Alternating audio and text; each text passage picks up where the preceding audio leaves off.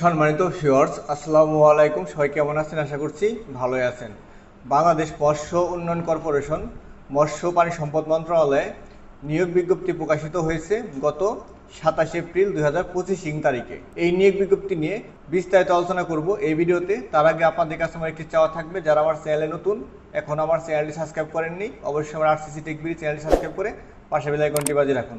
এতে করে গুরুত্বপূর্ণ নতুন নতুন চাকরি খবরগুলো সবার আগে আপনার কাছে পৌঁছে যাবে।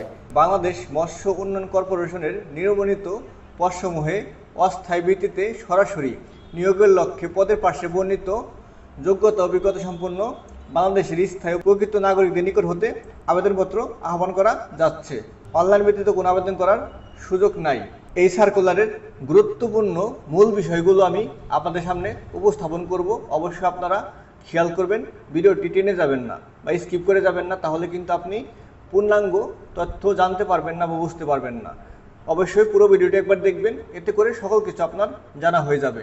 আর যারা আমার চ্যানেলটি এখনও সাবস্ক্রাইব করেননি, অবশ্যই আমার আরসিসি টেকবিডি চ্যানেলটি সাবস্ক্রাইব করে পাশে বেল আইকনটি বাজিয়ে রাখুন। এতে করে আপনি কিন্তু উপকৃত হবেন। চাকরি খবরগুলো অটোমেটিকলি আপনার কাছে পৌঁছে যাবে। ক্রমিক নং, পদের নাম ও জাতীয় বেতন স্কেল 2015 অনুযায়ী গেট ও বেতন স্কেল, পদের সংখ্যা, শিক্ষাগত যোগ্যতা, অভিজ্ঞতা, এই সকল বিষয় নিয়ে আমি এখন আলোচনা করব। এখন খেয়াল করেন, 1 নম্বরে আছে ব্যবস্থাপক অস্থায়ী, গেট 9, বেতন স্কেল 22,000 থেকে 53,060 টাকা। পদ সংখ্যা এখানে 4 জন। যোগ্যতা কি চাওয়া হয়েছে খেয়াল করেন, অর্থনীতি বা বাণিজ্য বা পরিসংখ্যান বা মৎস্য বিজ্ঞানে প্রথম শ্রেণীর স্নাতকোত্তর ডিগ্রি অথবা উক্ত বিষয়ে দ্বিতীয় শ্রেণীর সম্মানসহ দ্বিতীয় শ্রেণীর স্নাতকোত্তর ডিগ্রি থাকতে হবে। 2 নম্বরে খেয়াল করেন, হিসাব রক্ষক স্থায়ী, গেট 11, বেতন স্কেল 12,500 থেকে 30,230 টাকা। পদ সংখ্যা 2 জন।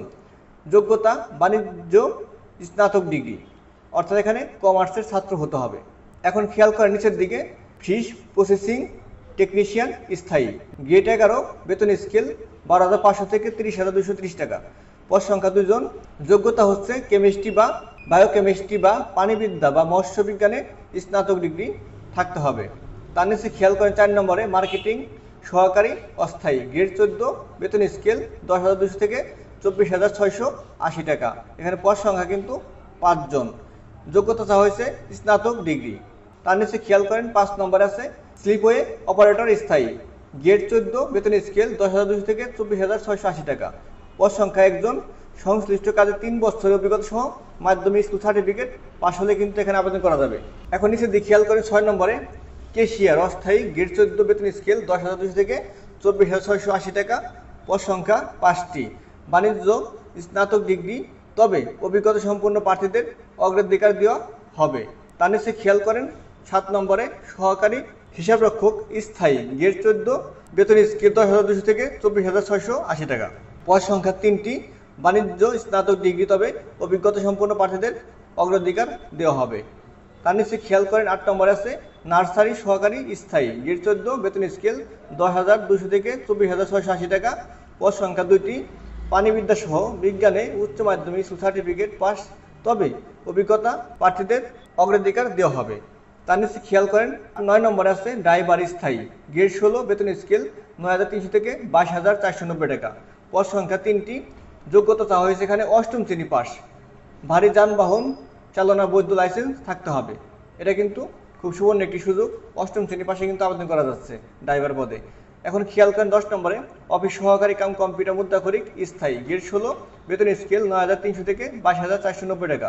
পদ সংখ্যা 5টি। এখানে চাওয়া হয়েছে উচ্চ মাধ্যমিক সার্টিফিকেট পাস এবং প্রতি মিনিটে মুদ্রাক্ষর লিখনে বাংলা 20 শব্দ, ইংরেজিতে 30 শব্দের গতি থাকতে হবে।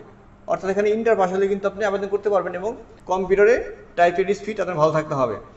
এখন খেয়াল করেন 11 নম্বরে বাজেট সহকারী স্থায়ী, গেট 16, বেতন স্কেল 9,300 থেকে 22,490 টাকা। পদ সংখ্যা 1টি। বাণিজ্য উচ্চ মাধ্যমিক সার্টিফিকেট পাস হতে হবে, তবে অভিজ্ঞতা সম্পন্ন প্রার্থীদের অগ্রাধিকার দেওয়া হবে। তার নিচে খেয়াল করেন 12 নম্বরে টালি সহকারী অস্থায়ী, গেট 17, বেতন স্কেল 9,000 থেকে 21,800। পদ সংখ্যা এখানে 5টি। উচ্চ মাধ্যমিক সার্টিফিকেট সহ সংশ্লিষ্ট কাজে 2 বছরের অভিজ্ঞতা থাকতে হবে। তার নিচে এখন খেয়াল করেন আপনারা সকল জেলা প্রার্থী এখানে আবেদন করতে পারবেন। এখানে কিন্তু জেলা বিভেদ নাই, সকল জেলা প্রার্থী এখানে আবেদন করতে পারবেন। 1/4/2025 তারিখে সকল প্রার্থীর বয়সসীমা 18 থেকে 32 বছরের মধ্যে হতে হবে। বয়স প্রমাণের ক্ষেত্রে কোনো ক্রমেই এফিডেভিট গ্রহণযোগ্য হবে না, অর্থাৎ সার্টিফিকেট অনুযায়ী আপনার বয়স হতে হবে 18 থেকে 32-এর ভিতরে। এখন নিচের দিকে খেয়াল করেন আপনারা, নিচের দিকে অনলাইন আবেদন ফর্ম পূরণ সংক্রান্ত নিয়মাবলী ও শর্তাবলী। অনলাইন আবেদন করতে হবে bfdc.teletalk.com.bd ওয়েবসাইটে গিয়ে আপনাকে আবেদন সম্পন্ন করতে হবে। এই অ্যাড্রেস ব্যতীত কিন্তু আপনি আবেদন করতে পারবেন না। আবার বলছি, খেয়াল করেন bfdc.teletalk.com.bd ওয়েবসাইটে। তার নিচে খেয়াল করেন, এখন অনলাইন আবেদন ফর্ম পূরণ ও পরীক্ষার ফি জমা শুরু তারিখ ও সময় 12/5/2025 সকাল 10 ঘটিকা। অর্থাৎ এখনো কিন্তু এই আবেদনটি শুরু হয়নি, শুরু হবে 12/5/2025 সকাল 10 ঘটিকায়। অনলাইন আবেদন ফর্ম জমা দানের শেষ তারিখ ও সময় 11/6/2025 বিকাল 5 ঘটিকা পর্যন্ত। অর্থাৎ এখানে 1 মাস সময় দেওয়া হয়েছে। শুরু হচ্ছে 12/5-এ আর শেষ হচ্ছে 11/6/2025। এখন নিচের দিকে খেয়াল করেন আপনারা, কোন পদে কত টাকা পেমেন্ট করতে হবে এ বিষয়ে একটি ধারণা দেই। এখন খেয়াল করেন, 1 নং কমিকের জন্য পরীক্ষা ফি বাবদ 200 টাকা, টেলিটক সার্ভিস চার্জ বাবদ 23 টাকা সহ সর্বমোট 223 টাকা অফারের যোগ্য। 2 থেকে 3 নং কমিকের জন্য পরীক্ষা ফি বাবদ 150 টাকা, টেলিটক সার্ভিসের চার্জ বাবদ 18 টাকা সহ সর্বমোট 168 টাকা অফারের যোগ্য। 4 থেকে 11 নং কমিকের জন্য পরীক্ষার ফি বাবদ 100 টাকা ও টেলিটক সার্ভিস চার্জ বাবদ 12 টাকা সহ সর্বমোট 112 টাকা অফারের যোগ্য, এবং 12 নং কমিকের জন্য পরীক্ষার ফি বাবদ 50 টাকা, টেলিটকের সার্ভিস চার্জ বাবদ 6 টাকা সহ সর্বমোট 56 টাকা অফারের যোগ্য।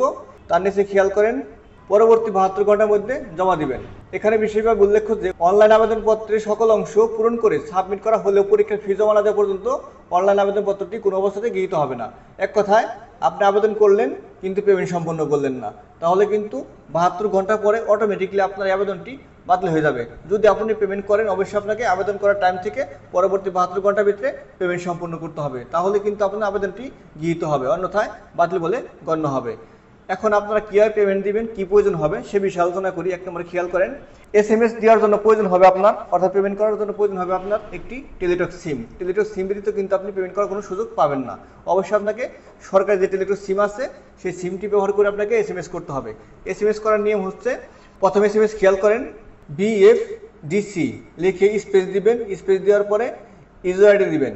ইউজার আইডি কোথায় পাবেন? আপনার অ্যাপ্লিকেশন কপিতে ইউজার আইডি থাকবে। সেই ইউজার আইডি লিখে সেন্ড করবেন 1632 নম্বরে। সেন্ড করার পরে ফিরতি একটি SMS আসবে আপনার মোবাইলে, সেখানে আপনার নাম প্লাস কত টাকা কেটে নেওয়া হবে এবং একটি পিন নম্বর থাকবে। যদি আপনি সম্মতি থাকেন তাহলে অবশ্যই পিন নম্বরটি দিয়ে সেকেন্ডে একটি SMS করবেন, সেটা হচ্ছে BFDC space ES space pin number. Send করবেন 1632 নম্বরে। সেন্ড করার পরে আপনার মোবাইলে ফিরতে আর একটি SMS আসবে, সেখান থেকে আপনাকে বলা হবে কনগ্রাচুলেশন এবং আপনাকে আইডি পাসওয়ার্ড দেওয়া হবে।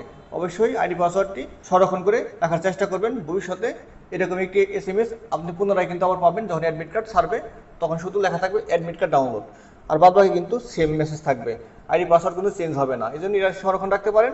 আর যদি নাও রাখেন তাহলে কিন্তু কোনো সমস্যা হবে না, কিন্তু ভবিষ্যতে যদি কোনো কারণে আপনার SMSটি মিস হয় তখন কিন্তু আপনার এই SMSটি কাজে লাগবে। আমার এই তথ্যগুলো যদি আপনার ভালো লেগে থাকে বা আমার ভিডিওটি যদি আপনার ভালো লেগে থাকে বা আপনি একটু উপকৃত হয়ে থাকেন, আর যদি এরকম নতুন নতুন ভিডিও আপনি সবার আগে পেতে চান, তাহলে অবশ্যই আমার এই চ্যানেলটি সাবস্ক্রাইব করে পাশে বেল আইকনটি বাজিয়ে রাখবেন। এতে করে সকল প্রকার নতুন নতুন ভিডিওগুলো সবার আগে আপনার কাছে পৌঁছে যাবে। বন্ধুদের মাঝে এই ভিডিওটি শেয়ার করে দেওয়ার জন্য অনুরোধ রইল।